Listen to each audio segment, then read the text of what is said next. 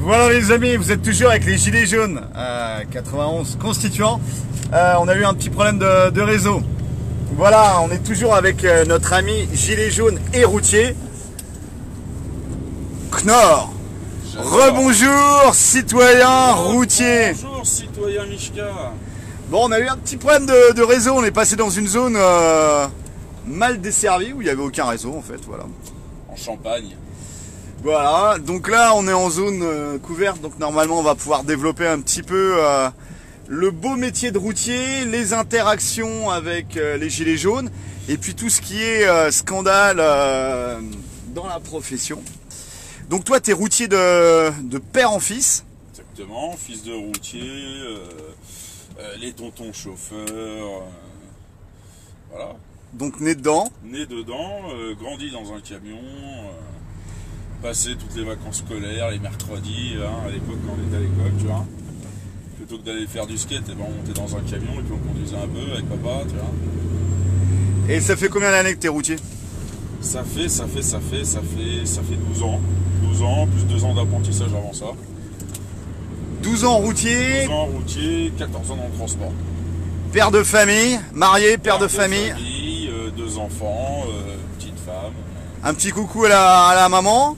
Un petit coucou à la maman, bonjour madame. Voilà, faut avoir des épouses solides quand on est chauffeur routier, c'est pas simple. Faut avoir une femme de caractère, ouais, parce que après tout dépend, tu sais, il y a routier et routier, hein. Il y a le chauffeur qui rentre tous les jours chez lui et le chauffeur qui part toute la semaine. Donc, mais dans les deux cas, c'est souvent madame qui s'occupe de tout à la maison, au niveau de tout ce qui est paperasse, tu vois. Elle fait tourner la boutique, quoi. Voilà, elle fait tourner le foyer, quoi. Fait tourner le foyer. Donc, parce que même le mec qui fait du régional, qui rentre tous les jours, c'est pas un métier où t'as pas d'horaire fixe, tu peux pas prendre de rendez-vous, tu peux pas dire tiens mercredi à 18 h je vais emmener les mômes au médecin, ou jeudi je vais les emmener au sport, c'est pas possible, tu sais pas à quelle heure tu termines. Et toi tu fais quoi en fait au niveau fret?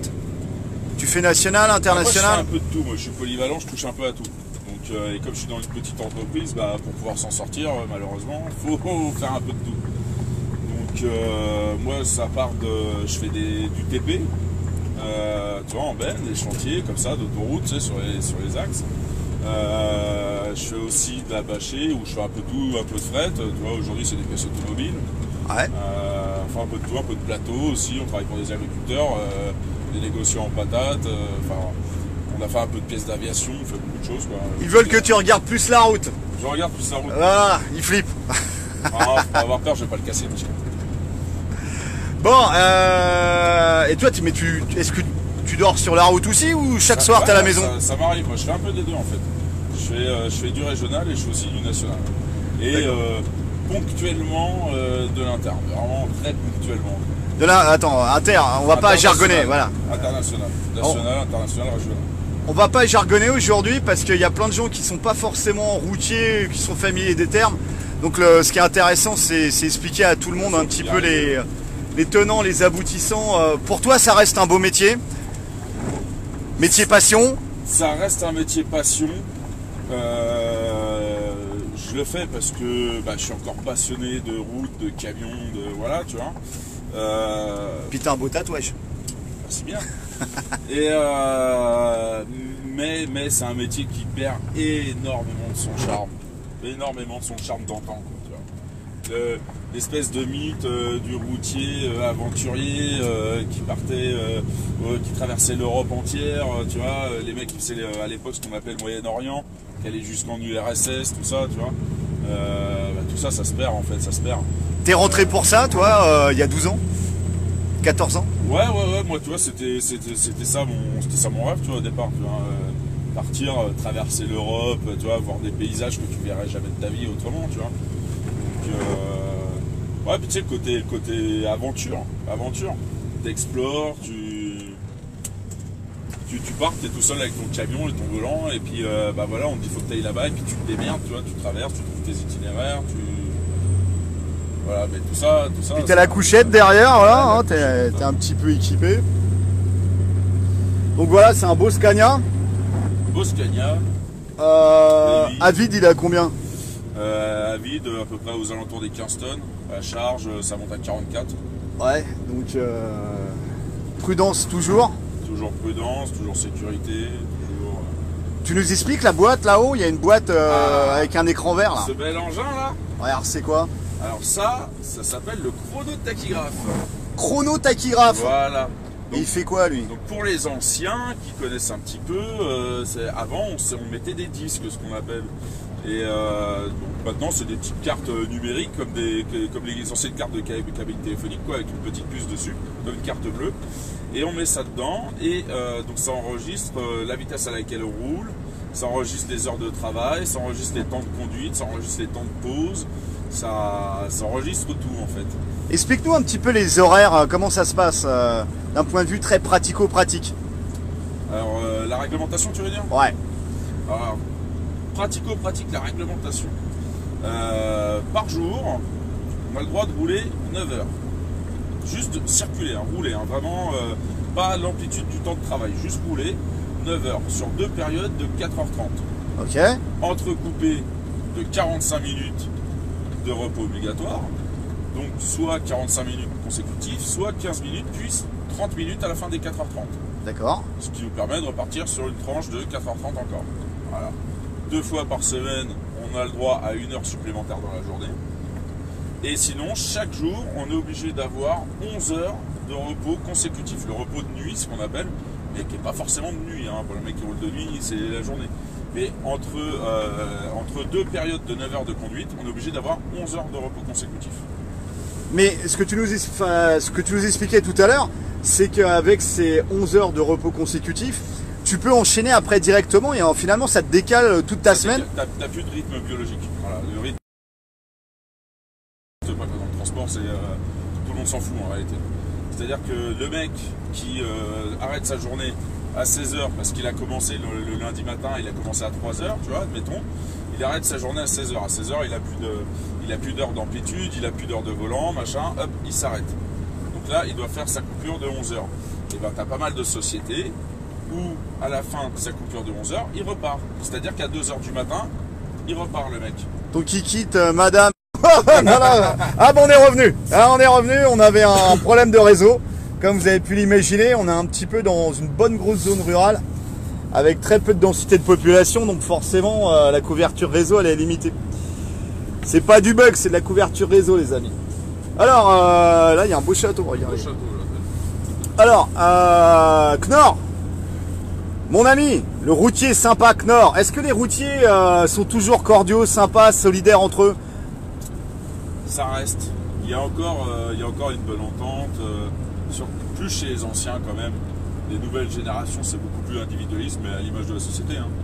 Et ça se perd un peu, tu vois, le truc du routier qui voit son collègue en panne, qui va descendre, s'arrêter au milieu de la route, lui filer un coup de main, mettre le bleu de chauffe et c'est parti, on y va, tu vois. Bon, ça se fait plus. Ça se fait plus parce que, notamment, de ce côté-là, le métier s'est simplifié. Il y a des contrats d'assistance. Il y a des contrats d'assistance, les pneus, contrats d'assistance véhicule, machin, tu vois. De ce côté-là, le métier s'est simplifié. Mais ça fait perdre aussi un peu de charme, tu vois, au métier. Mais c'est quand même un bien. Et par contre, ouais, la solidarité se perd dans le sens où, pour ceux qui partent la semaine, chaque soir, tu t'arrêtes à manger au restaurant. T'allais prendre ta douche au restaurant. Chez le routier, donc. Les routiers, voilà, dans le restaurant routier. Où c'était bien gras. Voilà, de la bonne bouffe de maison, du bœuf bourguignon, tu vois, du truc. Et puis t'avais tout le temps la mémère qui était derrière le comptoir, qui arrivait avec la gamelle. Tiens, mange gamin, t'as pas assez mangé, tu vois. C'était vraiment le truc familial avec la maman qui vient et qui prend soin de ses petits poussins, quoi. Mais ça se perd, parce que, comme partout. Donc maintenant, tu vois, les nouvelles générations, les anciens continuent, mais les nouvelles générations Ça remplit le frigo dans le camion. Ça fait ses courses. Ça fait ses courses, et puis ça bouffe des sardines en boîte à l'huile, et puis ça bouffe des boîtes de cassoulet. Parce que, pourquoi? Pour réussir à gagner du pognon sur les frais de déplacement, parce qu'en réalité, c'est là-dessus qu'on gagne notre argent, quoi. Parce que le salaire, en réalité, on est des smicards, hein, pareil. Hein. C'est juste qu'on a des à l'heure, voilà, smicard à l'heure. Hein. Smicard à l'heure. Hein. Smicard horaire. Donc arrêtez de fantasmer sur les salaires mirobolants. Qui gagnent 3 000 euros. Alors les routiers gagnent 3 000 euros. Ceux qui partent à la semaine, et encore ils ne le font pas tous malheureusement, parce que même là les salaires sont descendus. Mais même ceux qui gagnent 3 000 euros comme on dit, ouais, mais c'est des mecs qui enchaînent 60 heures, 70 heures par semaine et qui dorment dans le camion sur un bout de mousse, et voilà quoi. Et tu vois, à côté donc de ça, c'est de la vie de chien, quoi. C'est de la vie de chien. Parce que ces 3 000 euros qui se mettent dans la poche, comme j'ai déjà entendu, tu vois, sur certains blocages, gilets jaunes. On en reparlera tout à l'heure, tout ça, parce que toi aussi, t'es gilet jaune depuis le début. Donc t'as le regard des deux côtés. Voilà. Mais est-ce que tu le sens que la profession elle a changé avec cette course au profit, à la rentabilité? Alors peut-être pas dans ta structure, parce que toi tu es dans une toute petite boîte où ton patron est chauffeur aussi. Chauffeur aussi. Et donc voilà. Il connaît la vie des chauffeurs, quoi. Tu vois, c'est son quotidien. Donc, mais ouais, bien sûr. Tu sais, le profit à tout prix. Tu vois, respecte pas tes heures. Ça, on va jamais te le dire, tu vois. Alors qu'est-ce qu'ils te disent? Alors qu'est-ce qu'ils disent? La phrase. Alors là, s'il y a des routiers, s'il y a des chauffeurs qui sont dans le public, dans le live, dites-moi que vous ne l'avez jamais entendu, je vous croirai pas. Le fait au mieux. Fait au mieux. Fait au mieux. Ça veut dire, tu grilles tout, tu respectes rien, mais faut que tu ailles livrer. Attends, mais alors si tu grilles ça, ton mouchard là, 28 jours après, tu peux être contrôlé par les flics et être amendé. Mais et l'amende, c'est toi qui vas la payer, c'est pas ton patron. C'est le chauffeur. Parce que les heures de volant, tout ça, c'est la responsabilité unique du chauffeur. Donc c'est pour ta gueule, ça. Ah, d'accord. Ok, donc fais au mieux, mais à tes risques et périls. Voilà, c'est ça. À tes risques et périls, et aussi au risque et péril des gens que tu croises sur la route. Bien sûr, bien sûr. Toi, tu as des collègues qui se sont endormis au volant. Ouais, j'ai un pote, alors pas un collègue de ma boîte, mais un pote que je connais, qui s'est endormi au volant, parce que justement, à force d'avoir des rythmes décalés, le mec, il avait commencé sa semaine le dimanche soir à 22 h, il arrive le jeudi, et ben tu sais, avec ce système de temps de repos, machin, tu vois, vu que c'est une boîte qui est vraiment à fond dans le frigorifique. C'est une grosse boîte? Grosse boîte. Ça commence par Ola, ça finit par No. Voilà. Bon. Ceux qui connaîtront la société Olano. Voilà. Et donc en fait, avec ce système de roulement, tu vois, avec les temps de pause, machin, le mec il part le dimanche soir en début de semaine, il arrive le jeudi, et ben il est passé d'après-midi, tu vois. Il est passé à commencer sa journée à 13 h. Voilà, avec les systèmes, à chaque fois ça décale de 5-6 heures. Donc en fait, tu commences ta semaine, tu roules de nuit, tu finis, tu roules. Ah, on est de retour, voilà les amis, le réseau est revenu. Tiens, regarde, ancienne gare SNCF, là, à plus. Voilà, la fin du service public les amis, ancienne gare SNCF. Voilà. Alors, on était toujours avec Nord entre ces problèmes de couverture. Donc, alors, ton collègue, il a commencé la semaine, il roulait... dimanche soir à 22 h. D'accord, donc il roulait de nuit. Tu pars. D'accord. Qui roule de nuit, il finit la semaine à rouler à moitié de jour, à moitié de nuit, tu vois, avec le système de décalage. C'est arrivé qu'il s'est endormi dans une côte. Et, ah merde. Avec un bahut de combien? Avec un 44. Non, lui il avait un 32 tonnes. 32 tonnes. Voilà. Donc à 90, c'est dans une côte, tu vois, lui il était à vide. Donc il roulait à 90 à fond. Sauf que le mec d'en face était chargé, donc il roulait beaucoup moins vite. Lui il est arrivé derrière, il dormait. Tu vois, il s'est plafonné dedans. Et c'est la moitié de l'habitacle qui est partie. Il a eu la chance dans son malheur que vu qu'il dormait, il s'est décalé progressivement vers la gauche, et du coup toute la moitié de la cabine, tu vois, était complètement écrasée. Toute cette partie-là, elle a été écrasée. La partie passager, quoi, la moitié passager de la cabine. Mais t'imagines, hein, sur une bagnole de particulier, là c'est... ça aurait pas été un camion, c'était une bagnole. Là c'était le drame. S'il y avait 5 personnes dans la voiture, c'était 5 morts. Hein. Mais alors du coup, qui est à blâmer? Lui parce qu'il était fatigué, qu'il s'est endormi, les sociétés qui poussent au cul, les clients de nos patrons qui poussent au cul, tu vois, pour le rendement. Parce que si ça va pas assez vite, c'est pas grave, hein, dégage, on prend le prochain, tu vois. Il y en aura toujours un qui fera le travail, même si nous on refuse de le faire, il y aura toujours un autre transporteur qui viendra pour le faire, quoi. Parce qu'il y a une concurrence qui est trop rude. Et là, on va parler de la concurrence à l'européenne avec les chauffeurs polonais, lituaniens, etc. Ouais. Ça pique, ça? Ça pique. On balance? Ça, on balance. Allez, on y va. Alors on s'est bouffé double facteur quand même, tu vois. L'ouverture des pays de l'Est, suivi à la crise de 2008. Alors raconte-nous. Raconte-nous. C'est simple. Un chauffeur polonais, il travaille 3 fois moins cher qu'un Français. Voilà. Un gars, il travaille 2 fois moins cher qu'un Polonais. Bon, une fois que tu as dit ça, tu as tout dit. Donc, qu'est-ce qui se passe? Alors, il y a des pays, c'est encore pire que chez nous. Hein. Par exemple, pour la Belgique, c'est encore pire. Il y a quasiment plus de Belges dans les camions. C'est que des Bulgares ou des Roumains. Voilà. Donc, attention, il n'y a pas de racisme, il n'y a pas de... Voilà, moi je serais à leur place dans leur pays, je ferais exactement la même chose. Hein. C'est pas eux qui sont à blâmer, hein. C'est le système qui est à blâmer. Voilà, on est revenu, citoyen Knorr. Ah ouh, bon, alors là tu crames une petite cibiche. Ouais, pas bien. Le tabac, c'est tabou. On en viendra tous à bout. Et donc, tu sais, j'en étais... Ah oui, donc voilà, donc tu vois la société, par exemple, en exemple, hein, Norbert d'Entresang. Que tout le monde a déjà vu dans les sociétés Norbert d'Entresang. C'était les camions rouges écrits en blanc, les gros camions rouges et bien pétants écrits en blanc d'Entresang.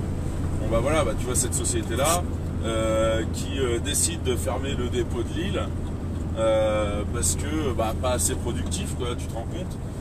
Et à côté de ça, du coup, donc parce que t'es quand même des lois en France, hein. Quand même le pays des droits de l'homme, hein, non? Les droits de l'homme? Droits de l'homme, non? Enfin bref. On va faire des traits d'humour. Bon. Ils en font tous les samedis, les traits d'humour, ouais, hein, sur les droits de l'homme, ouais. Et donc du coup, pas possible de licencier comme ça de masse. Donc on leur propose de les reprendre ailleurs. Ouais, mais où ailleurs? Eh ben où ailleurs? Tu connais la Pologne? Non, ils ont pas osé. Oui, putain, les enculés. Au salaire polonais, évidemment. Énorme, énorme. Donc toi, t'es chauffeur à Lille. Le centre ferme, ils disent mais t'inquiète pas, on ouvre un nouveau centre. Bouge pas. Il est à Gdansk, en Pologne. Voilà. Puis c'est bien quoi. Gdansk, à Striko, tu vois. Et puis vas-y, t'inquiète pas, on te donne le salaire polonais, mais comme on n'est pas des petites putes, on te rajoute 200 balles. Ah. Voilà. Royal au bar. Donc t'es là, t'es tranquille, tu travailles pour 700 balles par mois, tu te mets bien, tu vois. Et ta maison, elle est restée à Lille au fait, et tes crédits? Ah ouais. Et puis, les gamins aussi d'ailleurs, tout le monde quoi. Ouais, non, sinon faut faire vite pour apprendre à parler polonais aux gamins quand même. Mais voilà. Quelle bande d'enculés. Excusez-moi les amis, mais quand on voit les témoignages comme ça, c'est vraiment honteux quoi. Donc du coup, à la suite de ça, le mec, qu'est-ce qu'il fait? Il refuse. Il a refusé, donc là on peut plus reclasser, tu vois. Donc licenciement économique, hein. Et pendant ce temps-là, on ferme le dépôt, on en ouvre un 3 rues après, voire juste on change le nom du dépôt. Et là, on fait venir des bus entiers de chauffeurs polonais, made in Pologne, hein, on fait venir des bus, et les mecs ils viennent travailler pendant 15 jours en France dans un camion français.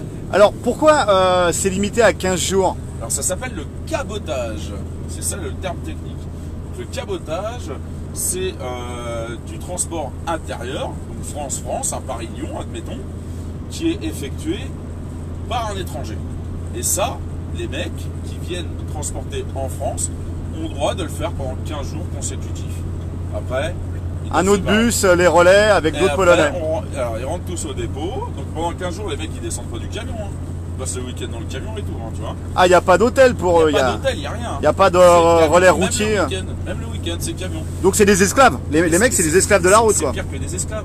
C'est-à-dire que le mec, tu vois, le mec qui fait ça pour la première fois, je pense pas qu'il doit se rendre compte que avec son salaire de merde en France, il pourra pas s'acheter une bouteille d'eau à la station qui vaut 1,60 € la bouteille de cristalline, quoi, tu vois.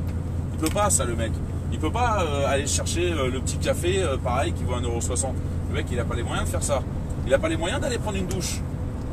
Parce que la douche dans un relais routier c'est 2 €, dans un centre routier c'est 3 € une douche. Donc le mec pendant 15 jours il va économiser sur tout. C'est un putain d'esclave. Voilà, il va se laver le cul sur le bord de la route avec des bidons d'eau. T'as déjà vu sur les camions étrangers, ils ont tout le temps des bidons d'eau accrochés derrière la cabine, tout ça. Donc ils essayent de se laver le cul, tu vois, autant que faire se peut, tu vois.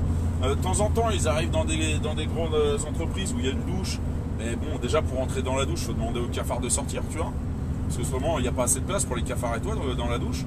Donc les mecs niveau hygiène, tout ça, c'est de l'esclavage en fait. C'est de l'esclavage. Ils importent des esclaves. Mais là on est dans la société ouverte, c'est Soros là. C'est la traite des blancs, tu vois. Non mais là on est dans la société ouverte de Soros. Il n'y a plus de frontières. Voilà. On importe des travailleurs pour rouler sur les routes de France. Et les gars, c'est des esclaves. Mais alors, ces gars-là, ils parlent pas français, ils parlent anglais. Oui, il y en a même certains qui savent même pas écrire. Ou qui écrivent très mal, ou qui savent pas écrire le français tout simplement, tu vois. Tu prends tout ce qui est ex-Biélorussie, tu vois, les lettons, tout ça, lituanien, machin. Ah bah c'est pas le même alphabet. C'est pas le même alphabet. C'est cyrillique. Donc les mecs, les Bulgares là, aussi d'ailleurs. Les mecs, ils arrivent là, ils sont comme des cons. Donc maintenant, ils ont trouvé la parade, tu vois, tous ces grands groupes là, tu vois, qui fait travailler que les étrangers, tu vois. Maintenant, t'arrives, donc normalement, nous, voilà, tu vois, on a ça là, ce truc là. Ouais, attends, je te prends. Voilà. Donc ça, c'est le document officiel de transport, voilà quoi, tu vois. Donc ça, on doit remplir avec toutes les informations, la société où tu charges, ton numéro de camion, ton nom à toi, machin, signature, il y a tout qui est écrit dessus, tu vois, c'est le document officiel de transport. Donc ça, c'est ce qui fait foi en cas de litige. Si le mec qui veut pas te payer, s'il y a une avarie sur la marchandise, c'est ça qui fait foi. Et bien maintenant, les grandes sociétés, les grands groupes ont trouvé la parade. Comme ils font venir des mecs qui savent ni lire ni écrire, tu vois, et ben ils nous impriment directement des trucs. Et on n'a même plus nos propres papiers de nos sociétés, tu vois. C'est-à-dire que c'est comme si toi, tu vas chez la boulangère, tu vois, et puis c'est toi qui fais ton ticket de caisse, tu vois. C'est pas la boulangère qui fait le ticket de caisse. Tu vois le délire? Ouais. C'est toi qui écris, qui fait un ticket de caisse et qui le donne à la boulangère, tu vois. Non mais on marche sur la tête, tu vois ce que je veux dire? Bah là c'est pour le profit, hein. Bien sûr, c'est pour le profit. Donc maintenant ça a changé un petit peu, tu m'avais dit que les Polonais sont devenus trop chers en fait pour la rentabilité. Les Polonais sont devenus trop chers. Maintenant, on voit même des remorques polonaises, tu vois, donc des remorques XPO, anciennement Norbert d'Entresang, puisque ça a été racheté par un fonds d'investissement américain quand ils se sont fait épingler par les tribunaux, tu vois. C'est encore de la magouille, tout ça, tu sais. Et donc du coup, maintenant, tu vois donc des camions XPO, des belles remorques rouges, immatriculées en Pologne, la remorque, avec un tracteur qui est en traction. Donc en traction, c'est que tu payes un autre transporteur pour tirer tes remorques à toi, tu vois. Et donc en traction avec un tracteur devant qui est immatriculé en Bulgarie, avec un chauffeur bulgare dedans, tu vois. Parce que le chauffeur bulgare est moitié moins cher que le chauffeur polonais. Mais alors, il y a encore des chauffeurs français, la preuve, toi. Ouais, mais pas en international. Ça, c'est fini. Ça, c'est fini. Transitant en Europe, il y a encore quelques modes de transport où ça se fait. Puis il y a quand même des modes de transport où en France on a quand même une certaine expertise dans tout ce qui est transport exceptionnel. Les éoliennes, les gros trucs comme ça. Les éoliennes, les gros engins, les grosses industries, machin. On a quand même une expertise parce qu'on a le matos, on a un savoir-faire au niveau des chauffeurs aussi quand même. Tu peux pas prendre n'importe quel chauffeur de base et le mettre sur faire du convoi exceptionnel, c'est pas possible, tu vois. Ça demande du toucher, ça demande de la connaissance, ça demande du système D, ça demande des mecs débrouillards, tu vois. De l'expérience. De l'expérience. Et un vrai savoir-faire. Donc du coup, ça marche pas. Mais pour tout ce qui est transport ordinaire, bon, voilà, tu peux prendre n'importe quel mec et puis... et même en France, tu vois, la dégradation du savoir-faire, c'est énorme. Parce que ça fait des années, bah, tu vois bien. Regarde, déjà, tu regardes les bus. Maintenant, tu sais, les bus de centre-ville, tu vois, les vrais bus, pas les cars, les vrais bus. Tu vois quasiment que des nanas dedans. Ouais. Pourquoi tu vois que des nanas? Parce que les mecs, chez Pôle emploi, anciennement NPE, qu'est-ce qu'ils font? Ah bah, t'es une maman, tu sais pas quoi faire, t'es au chômage, on te paye les permis, va faire ça, tu vois. Parce que tu as des horaires un peu à respecter, donc c'est bien pour les femmes, tu vois, vis-à-vis des gamins, machin, tu vois. Donc, pour tout ce qui est maman célibataire et tout, c'est bien, tu vois. Donc, du coup, on fait passer des caisses. Et on fait pareil dans le transport. C'est-à-dire que maintenant, le petit jeune qui sait pas trop quoi faire de sa vie, qui est au chômage et tout, qui a arrêté l'école à 16 ans, machin, on lui fait passer les permis. Mais le mec aura juste passé les permis. Il n'aura fait aucune formation du transport. Il va juste savoir déplacer un camion. Mais le transport, c'est pas juste déplacer un camion, tu vois. Ça demande autre chose, ça demande savoir le chargement, tu vas connaître des itinéraires, planifier tout ça, tu vois. Ça demande quand même, il y a un certain savoir-faire. Ne serait-ce qu'en plus au niveau de ton véhicule, quoi. Un véhicule, un ensemble, c'est 150 000 €. On évite de confier 150 000 € au premier narvalo qui vient, tu vois.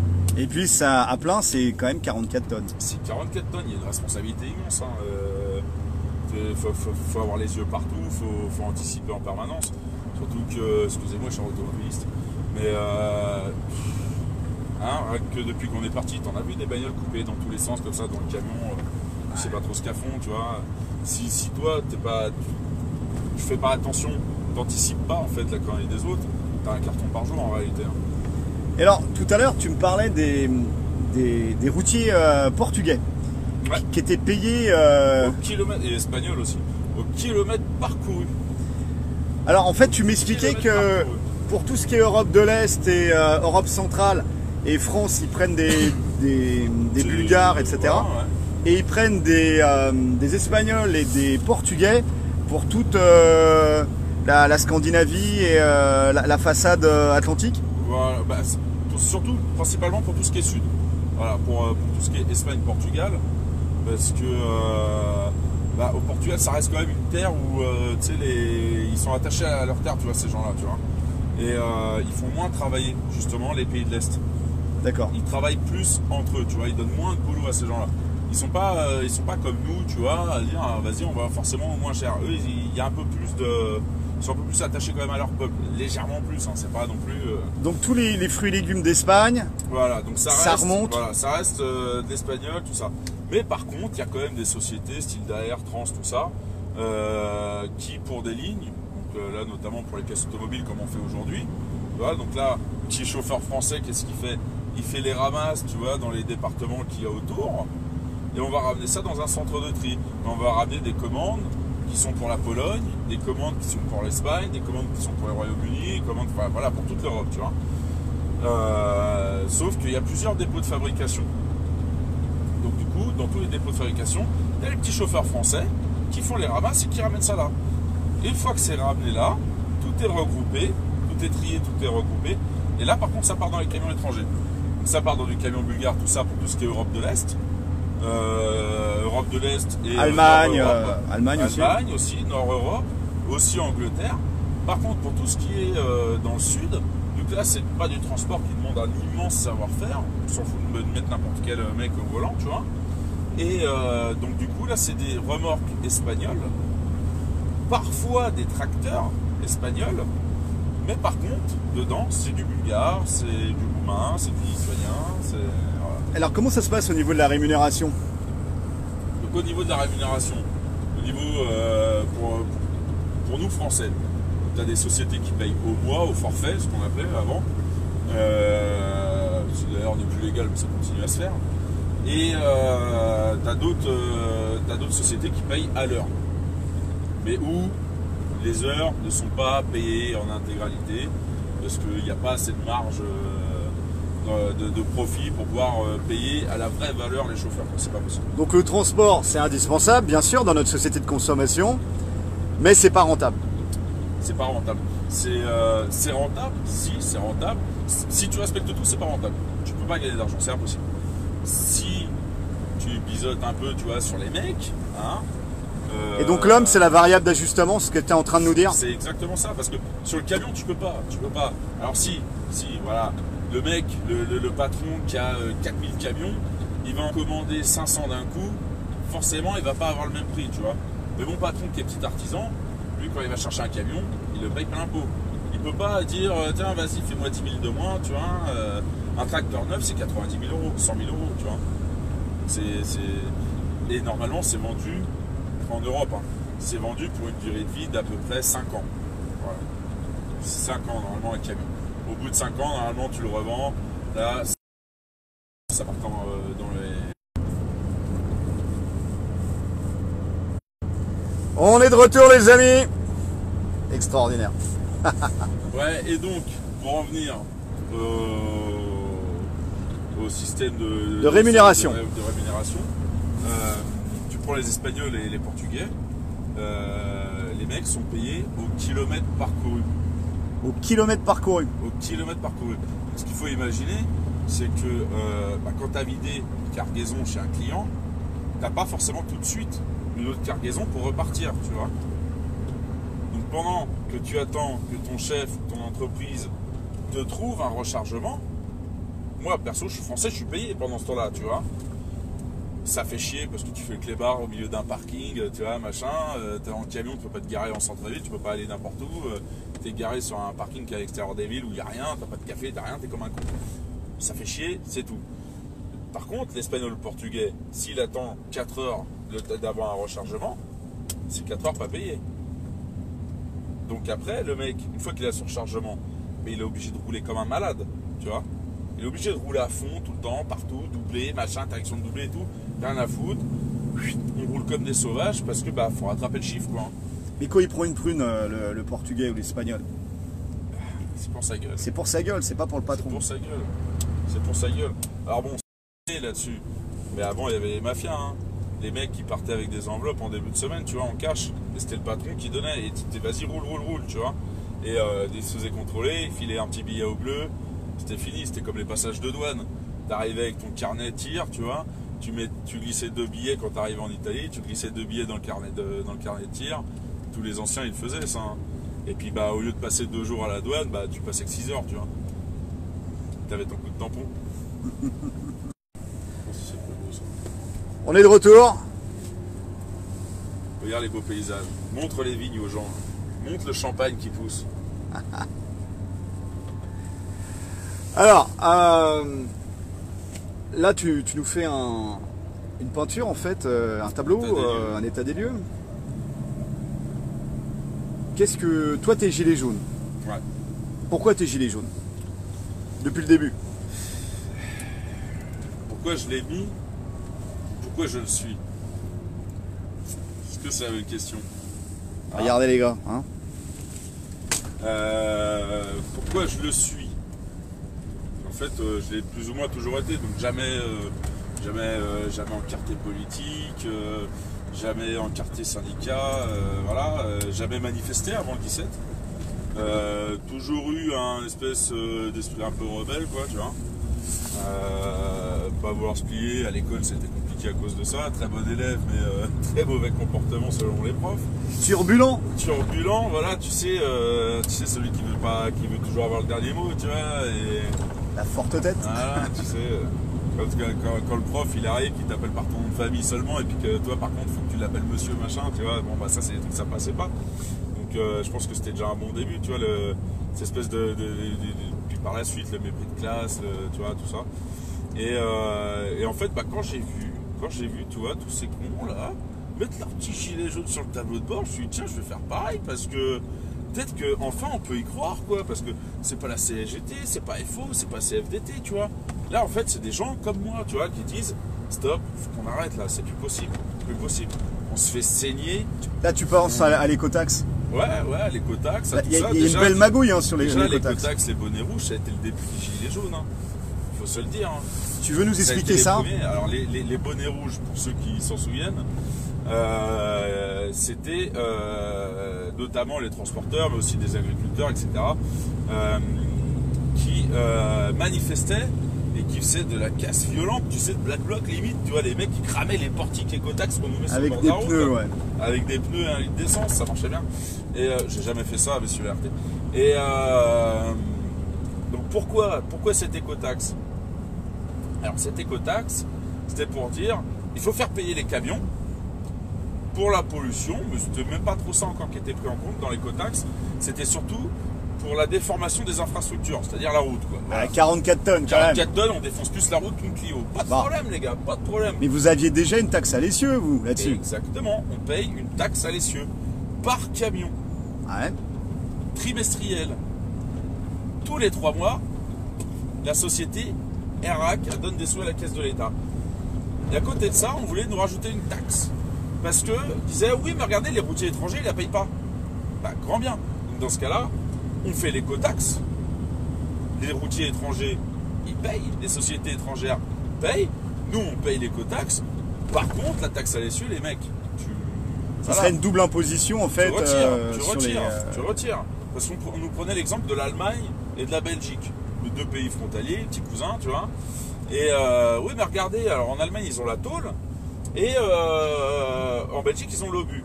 Alors l'obus, c'est une boîte, un boîtier que tu mets sur la... Pour la Belgique, tu vas louer ce qu'on appelle l'obus. En plus, ça ressemble vraiment à un obus. Donc tu loues la machine et ensuite tu as des portiques comme ça, comme l'écotaxe qu'ils voulaient faire chez nous. On les voit encore, hein, les portiques sur le bord de la route. Ça a d'ailleurs coûté un bras, ça. Ce serait bien d'en reparler un jour. Et en fait, on paye le kilomètre par côte. En continu, dès que tu traverses la Belgique, tu payes.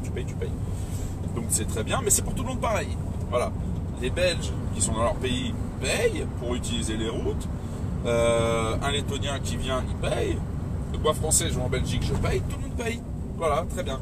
Ils n'ont pas de taxe particulière aux Belges.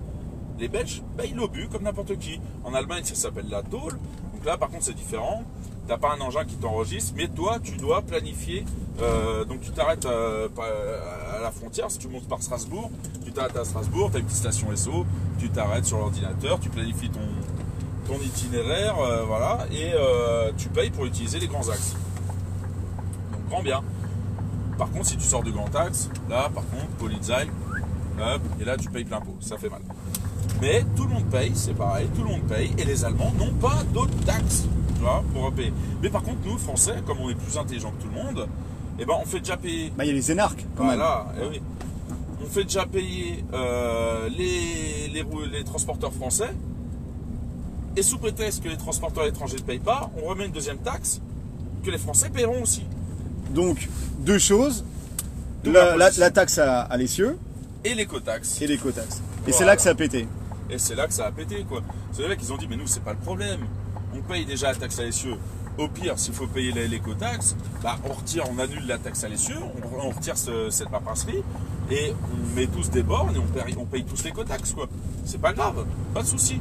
Ah ouais, mais non, on peut pas retirer, vous vous rendez compte Enlever une taxe. Voilà, le manque dans les caisses de l'État. Bah, il dit, ouais, mais attendez, les gars, on paye déjà un impôt là-dessus. C'est comme si on venait de chercher 2 fois ton impôt sur le revenu, quoi, tu vois, ou 2 fois ta taxe d'habitation, quoi. Au bout d'un moment, tu dis, attends, mon pote, je la paye déjà, toi, j'ai déjà payé. Oui, mais non, mais celle-là, c'est la taxe d'habitation avec un S. Ah, merde. Tu vois. Donc toi, là, déjà, t'étais bien énervé à cause de ça.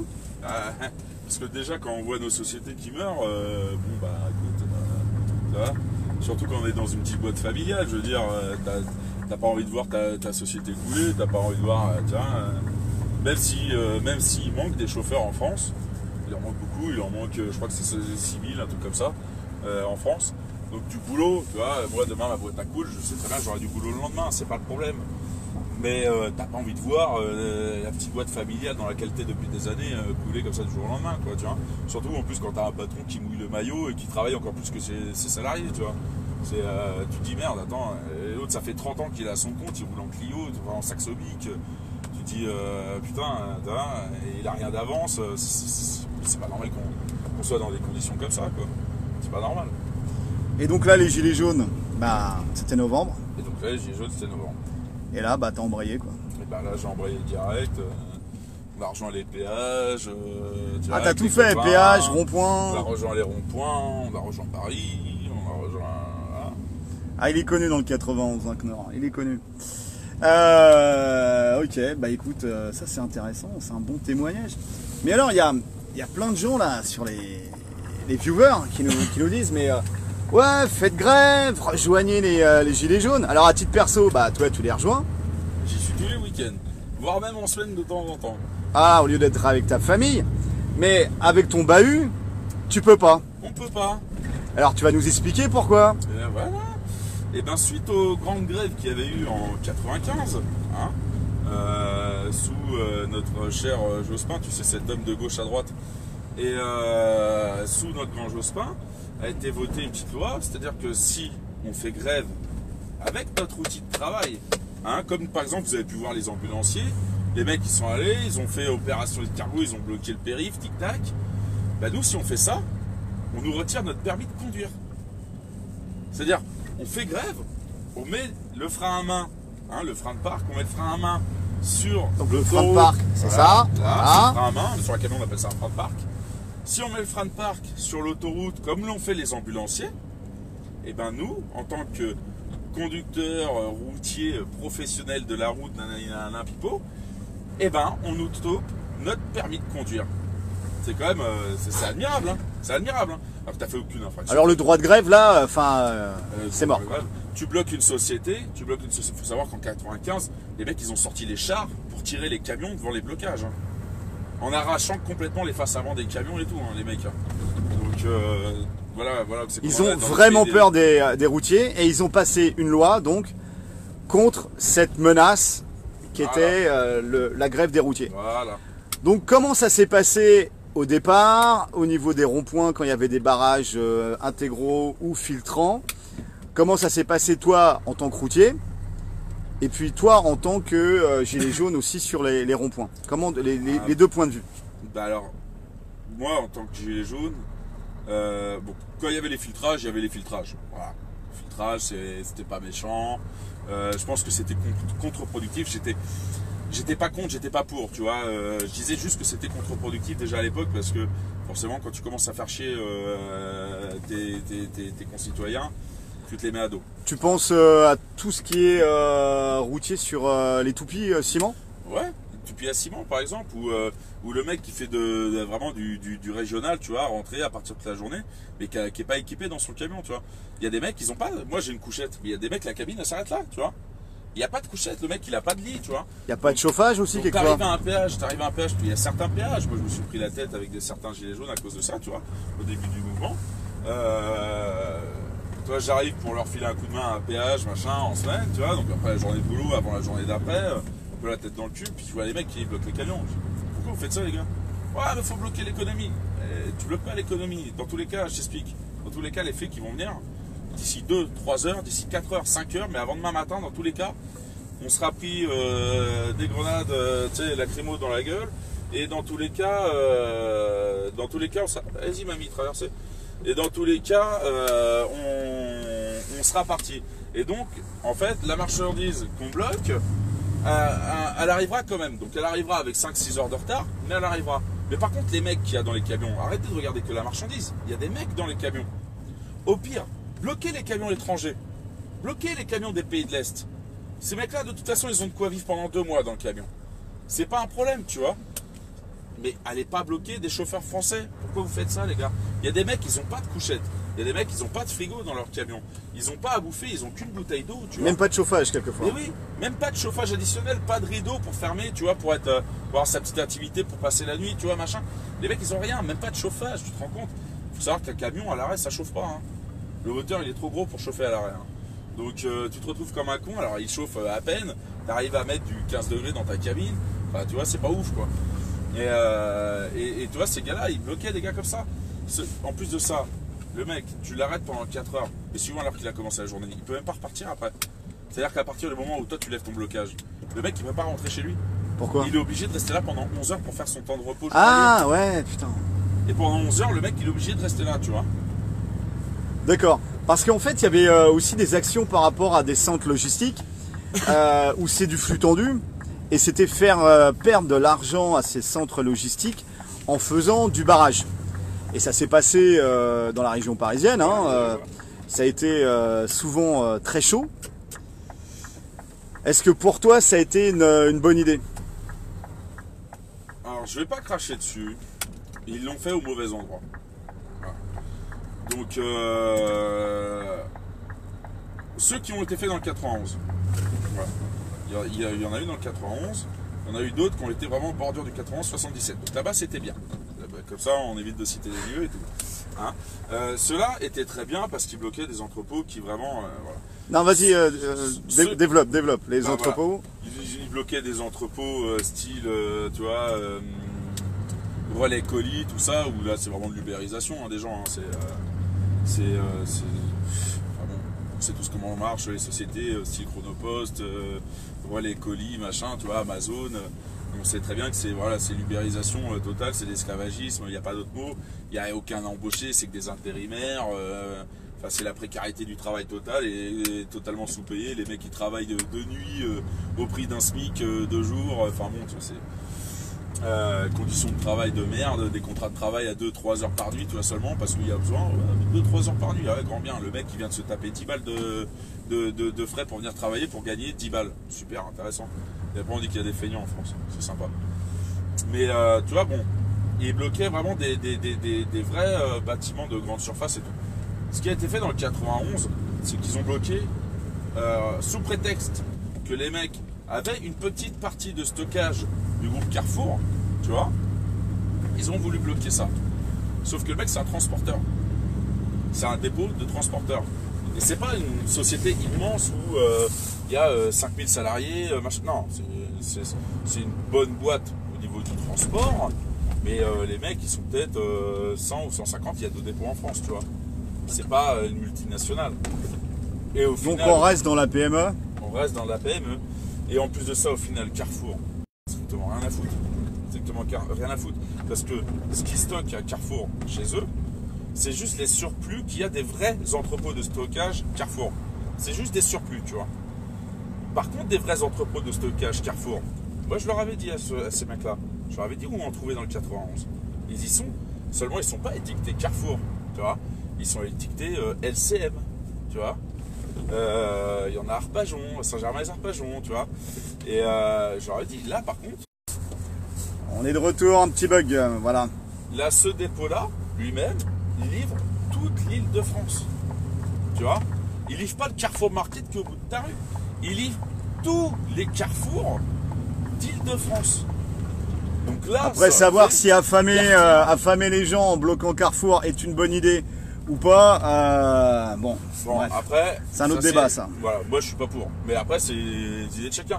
Mais après, tu peux aller. Je leur avais aussi donné l'adresse. Alors là, c'était le dépôt qui fait tout ce qui est frigorifique. Mais il y a aussi l'adresse d'un autre dépôt où c'est tout ce qu'on appelle les produits secs, tu sais. Tu sais, les vélos, les machins, les trucs, tu vois. Tout ce qui est un peu annexe, pas nourriture, quoi. Donc après, bah, c'est pareil, forcément, il y a les couches du bébé, il y a les tampons de madame, tu vois, bon, ça fait chier. Au bout d'un moment, il faut quand même bloquer quelque chose pour réussir à obtenir un terrain.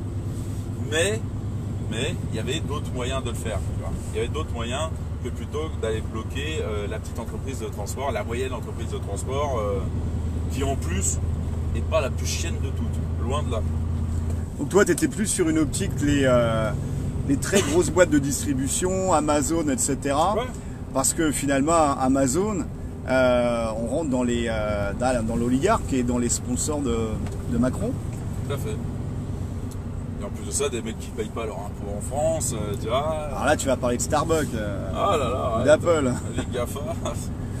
Mais ouais, il y avait beaucoup plus utile à faire, quoi. Moi, j'ai trouvé ça un peu couillon. Bon, En le fait, passé, c'est le passé. Non, mais tu vois, voilà. limite, c'était de faire dans l'express, tu vois. C'était aller faire un blocage, parce qu'il faut faire un blocage, tu vois. Ouais, mais on peut peut-être, tu vois, se poser, réfléchir 5 minutes et après aller faire une action, quoi. C'est bien aussi.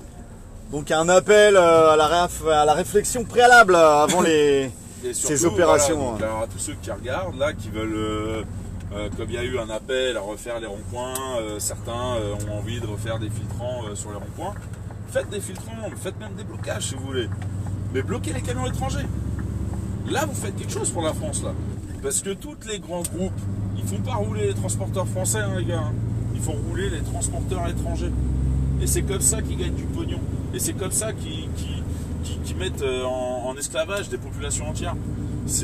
Et là, c'est productif. Là, vous touchez quelque chose. Là. Et là, ça les fera plus chier qu'autre chose. Et en plus de ça, au niveau de l'opinion publique, bah, on gagnera encore des points, quoi. C'est ça qui est important, c'est de regagner cette opinion publique. C'est une guerre d'image, bien sûr, conquérir le cœur et les esprits, bien sûr. On rappelle qu'on est pacifique et bienveillant et qu'on fait les choses selon la loi. Voilà, ça c'est fait, c'est dit. Par rapport aux syndicats de routiers, qu'est-ce que tu pourrais nous en dire? Syndicat de routiers, bah déjà en fait, le transport, c'est du petit village gaulois, tu vois. C'est que des petites entreprises pour la plupart. Les grosses entreprises, c'est très peu au final. Quand tu regardes le panel, le tissu, tu vois, du transport français, c'est quasiment que des petites TPE, voire petites PME, tu vois. Mais rarement plus. Donc déjà, on est loin de FedEx là et du PS. Voilà, on est vraiment loin de ça, quoi. Et donc déjà, il n'y a même pas de syndicat, il n'y a pas d'obligation de syndicat, tu vois, ça partir de 50 employés. Donc des boîtes de plus de 50 employés, c'est déjà pas mal, tu vois, dans le transport. Donc en fait, il y a quelques grosses boîtes et où, allez, tu as 3-4% de syndiqués. Ouais, donc ça fait pas, c'est pas suffisant. Voilà, au sein des transports, c'est à peu près ça, tu vois, le ratio. C'est à peu près 3-4% des conducteurs routiers français syndiqués, tu vois. Le reste, c'est peanuts, quoi, tu vois. Ça représente rien. Alors, dans une optique comme 95, de gros blocage national, est-ce que c'est encore possible, ça? Non, c'est plus possible. C'est plus possible. C'est plus possible. Mais si devant toi, c'est bloqué, toi, tu vas pas forcer le barrage. Ah non, mais justement quand il y avait les barrages filtrants sur les ronds-points. Donc moi j'arrivais, puis dis donc, manque de bol, j'arrivais pile au moment où il faut que je m'arrête et que je fasse ma pause. Je suis obligé parce que la machine elle enregistre la boîte noire, tu vois. Ah, c'était pas de chance ça. Ah, c'est pas de chance. Bah du coup en plein milieu du rond-point, un frein de barque, et puis bah tu descends voir les copains gilets jaunes, tu vas boire le café avec eux, quoi, tu vois. Ça tombait bien par contre, Ah, qu'ils soient là. ça tombait bien. Et puis ça, j'étais pas le seul. Donc en province, je pense que pas mal de gens pourront en témoigner. Bah tu vois, tu passes devant les gilets jaunes, tu bois le café avec eux, tu vas livrer ton client, puis ton client il est à 5 km de là et tu sais que tu vas déjà repasser dans l'autre sens, tu vois, pour revenir. Bah qu'est-ce que tu fais? Tu vois que dans la cour il y a une petite pile de palettes, machin, tu vois. Tu vas voir ton client, tiens, dis-moi, c'est les palettes que tu jettes, ça va à la destruction, ouais. Bon bah vas-y, donnez-moi, je vais les ramener aux gilets jaunes, toi pour le feu, toi en plein hiver, c'est sympa ça. Et ça, combien de fois Mais le problème c'est que très vite, il y a eu des gros blocages de nuit, tout ça, où, pour en revenir au sujet de tout à l'heure, où on bloquait des mecs dans leur camion. Il y a des mecs qui ont passé le week-end dans le camion parce que le blocage le vendredi ou le samedi, ou tu sais les veilles de jour férié, veille de Noël. Moi je connais des mecs qui ont passé Noël dans le camion tout seul comme un con plutôt que d'être dans leur famille parce qu'il y avait eu un blocage le 24 au matin, tu vois. Et seulement après, quand c'est jour férié, les camions ils n'ont pas le droit de rouler à partir de 22h la veille de jour férié, tu vois. Allez, on est de retour, voilà les amis. On parlait autostoppeuse, hein, la légende des routiers. Donc, citoyen Knorr, le réseau est revenu. Oui, dis-moi tout. Des collègues à toi qui ont passé le Noël bloqués comme des cons, loin de leur famille. Donc forcément, ça aide pas. On est un mouvement jeune, mais pour pouvoir grandir, faut tirer aussi les leçons de ses erreurs, quoi. Et ça a été des erreurs stratégiques qu'on a fait au début du mouvement. Donc si tu avais un conseil là pour les gars qui nous écoutent des ronds-points, bloquer des transporteurs étrangers. C'est-à-dire c'est pas compliqué, il n'y a pas à dire oui mais moi je connais pas les plaques, dès l'instant que tu vois que la plaque elle est pas française, tu arrêtes, quoi, tu vois. Tu bloques, mets-toi sur le côté, et voilà. Tu fais un barrage filtrant, tu laisses repartir, hop, tu dis écoute, tu fais ci, tu fais ça comme ça, mets-toi coupure, le mec il va comprendre, même si c'est pas un français, il met sa coupure, 45 minutes après tu le libères, tu vois. Tu le mets juste 15 minutes, tu vois, si tu as une grosse file de camions. Mais au moins le mec il aura fait sa coupure, il part pour conduire, il va pas être trop chafouin, tu lui amènes un café, ça va bien se passer, tu vois. Donc les 45 minutes réglementaires, voilà. Plus un petit café et un petit sourire. Voilà. Et si en plus c'est une demoiselle qui lui apporte, ça lui fera son bonheur. Mais il y a de plus en plus de femmes chauffeuses. Il y a de plus en plus de femmes chauffeuses. En France ou en Europe? En France. En France. En France. En France. Parce que, pareil, même système, Pôle emploi, vous savez pas quoi faire madame, passez les permis. Il y a besoin de chauffeurs, passez les permis, tu vois. Parce qu'en réalité, il manque des bouchers. Ils vont pas les payer 2 ans de formation, tu vois. Il manque des chauffeurs.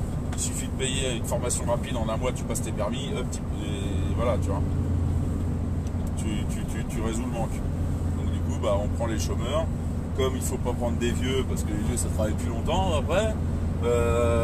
Faut pas prendre des nanas trop jeunes parce que ça se reproduit, ça fait des mômes. Oh là là là là, c'est pas bien. Comme ça. En tout cas, merci. Mais c'est bien quand même, c'est bien qu'il y ait des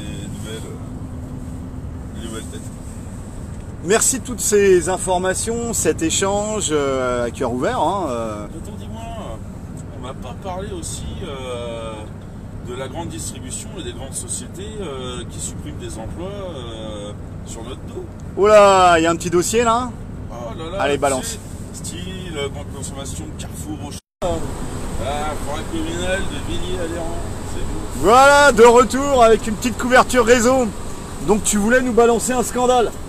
Un scandale ou des scandales, ça dépend ce que tu veux. Des scandos alors, allons-y. Des scandos, c'est parti. Alors, premier scandale. Premier scandale, quand tu arrives dans les grands dépôts, les grands groupes, tu vois, on les voit bien sur le bord de la route, ils sont tous à marquer les bâtiments, donc les grands groupes, puis les Nagel, machin, les grands groupes de grande distribution, Carrefour, Auchan, etc.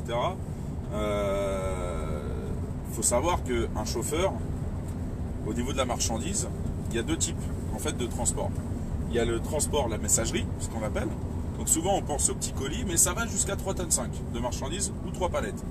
Donc là, c'est au chauffeur de prendre en charge la marchandise. C'est-à-dire que c'est au chauffeur de charger son camion, c'est au chauffeur de décharger, de livrer, etc. Au-dessus de ces 3,5 tonnes ou de ces 3 palettes, c'est du transport de l'eau. Et là, interdiction formelle, selon la loi, au chauffeur de toucher à la marchandise, que ce soit pour la charger ou pour la décharger. Lui, il est juste là pour venir et effectuer le transport. Et supervision aussi. Superviser, voilà, surveiller le chargement, surveiller la marchandise, arrimer la marchandise, hein, mettre des sangles s'il y a besoin de mettre des sangles, etc. Ça, c'est son boulot. Mais il n'a pas à y toucher. Cependant, les grands groupes, on ne te laisse pas le choix. Hein. Tu arrives et puis on te donne du matériel que tu n'es même pas habilité à conduire. Hein. Du transpalette électrique, transpalette où on monte dessus, autoporté, ce qu'on appelle, tout ça. Où là, par exemple, il faut des CACES. CACES, c'est le permis de conduire des engins de manutention. Et on te donne ça, on te dit, vas-y, tu te charges. N'oublie pas, hein, tu mets tes chaussures de sécurité et tout, quoi, quand même, parce que la sécurité, c'est important. Mais niveau assurance, là, mais niveau assurance, là, tu te pètes une jambe, tu fais ça, là. Tu te roules dessus, tu te roules sur le pied, là. T'es pas couvert, mon pote. Et c'est arrivé à des potes à toi, justement. Et c'est arrivé à des potes à moi. Un pote à moi, c'est arrivé, tu vois. À Rungis, c'est un truc dégueulasse. Livret, hop, la Rungis, forcément, temple du fruit et des légumes. Il y en a toujours un ou deux qui tombent de la palette, c'est écrasé par terre, ça fait de la bouillie. Les chariots électriques, il arrive, il patine dessus, le machin il glisse, paf le pied contre le mur avec le contrepoint en fonte, 3 os pétés dans le pied. Bon bah du coup, allô patron, je me suis pété le pied, machin, tu ramènes le camion tant bien que mal, pas facile avec un pied pété pour appuyer sur la pédale. Tu ramènes le camion tant bien que mal, tu rentres au dépôt et puis bah tu fais ta déclaration et puis tu dis que tu as glissé du camion, tu vois. Ouais. Et donc ça, bah ils sont en zone grise, en fait c'est complètement illégal même ouais, ce qu'ils font. Et mais sur un grand dépôt, c'est qui travaille jour et nuit, c'est 100 postes d'économiser peut-être. Ah le profit hein. C'est 100 employés en moins, c'est 100 SMIC en moins à payer, c'est 100 charges de moins à payer. Sauf que nous, en tant que chauffeur, on n'est pas payé pour le faire, mais il faut le faire. Parce autrement, t'as pas le boulot. Mais le transporteur, mon patron, il n'est pas payé non plus pour ça. Nous, on est payé pour transporter. Hein. On est payé au kilomètre parcouru. Hein. Enfin, ma société, pas moi. Ma société est payée au kilomètre parcouru, tu vois, de la part des clients. Mais on doit quand même effectuer de la manutention, de la charge de marchandises. Donc là, on voit bien que l'homme, c'est une variable d'ajustement. Et derrière, il faut cracher le dividende pour les actionnaires. Tout à fait. Voilà, c'est bien dégueulasse. Scandale. Allez, balance. T'es chaud, balance. Tu connais la société Géodis? Ah, tout le monde connaît. Tout le monde connaît la société Géodis. Mais tout le monde ne sait pas. Et pourtant, c'est marqué, hein, même sur les camions, mais c'est marqué en tout petit. C'est une filiale de la SNCF. SNCF, tu sais, c'est une société collabo, machin. Enfin, cette société de l'État, je veux dire, pardon. Cette société qui est actionnaire, hein, détient 70% du fret européen. Donc Géodis, filiale de la SNCF, voilà. 70% du fret européen. Donc c'est-à-dire le fret, c'est toute marchandise qui est transportée, donc c'est-à-dire tout. Hein. Parce que tout passe gravier, ciment, bois, passe dans un bouffe. camion minimum une fois. Tout ce que tu peux voir, tout ce que tu peux acheter, tout passe dans un camion. Donc eux détiennent 70% du transport européen en réalité. En France, idem, tu vois. Et c'est les premiers affréteurs des pays de l'Est. Notre propre joyau français, la SNCF, fait de la sous-traitance et participe à l'esclavage moderne des pays de l'Est. Au dumping salarial par l'importation des chauffeurs lituaniens, voilà. polonais et bulgares. Et font crever les petites boîtes de chez nous, hein, françaises. Tu vois, notre économie, tout ça. Tu vois, Guillaume Pépi, tous ces mecs-là, tu vois, bon, ça a changé maintenant. Enfin, tu vois, voilà, tous ces mecs-là, ils contribuent à la destruction du transport français. Tu vois, c'est fou quand même. Ça sentirait pas les tribunaux populaires, ça, bientôt? Oh, joli concept. J'ai un ami qui fabrique des cordes à l'ancienne. Non, on est pacifique et bienveillant. Non, pour faire les liens, je veux dire, présenter au tribunal, tu comprends? On est pacifique et bienveillant, les amis. Bon, deux beaux scandales. Et ça reflète bien en fait le... Plus le scandale Norbert d'Entresang avec les employés roumains, polonais tout à l'heure, tu vois. Où ils ont été condamnés par la justice française. Ils ont été condamnés, puis il y a eu appel, puis il y a eu contre-appel, c'est encore en jugement. Ils avaient été condamnés notamment à verser plus d'1 million d'euros au collectif qui s'était assemblé, tu vois, aux anciens employés. Mais ils avaient été aussi condamnés par rapport au droit du travail, tout ça. Mais comme c'est en appel, de contre-appel depuis 10 ans, c'est toujours pas fini en réalité. Et la boîte maintenant est passée sous contrôle d'un... Et donc la famille d'Entresang, pour plus avoir de petits soucis, a revendu la société à un fonds d'investissement américain qui s'appelle XPO. Donc fonds d'investissement, on est bien d'accord, il n'y a personne, c'est juste de l'argent qui circule, il n'y a pas de tête, il n'y a pas de responsable, il y a... Voilà, l'argent pour l'argent quoi. Voilà. Bon. C'est magnifique hein. Bah écoute, merci pour toutes ces infos, pour ce partage. Partager voilà, ta vie de routier, ton expérience de gilet jaune et de routier. Force et honneur. Force et honneur les gars, on lâche rien. Et surtout, rentrez pas chez vous. Et ceux qui nous regardent, principalement ceux qui nous regardent, et qui sont pas encore sortis, et qui sont quand même soutien gilet jaune, c'est bien de nous regarder. C'est bien de nous applaudir. C'est bien de nous klaxonner. Et c'est pas comme ça que ça changera les gars.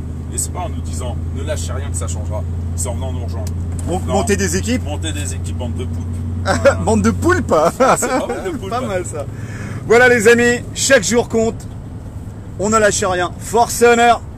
Et monter des équipes, bande de glands.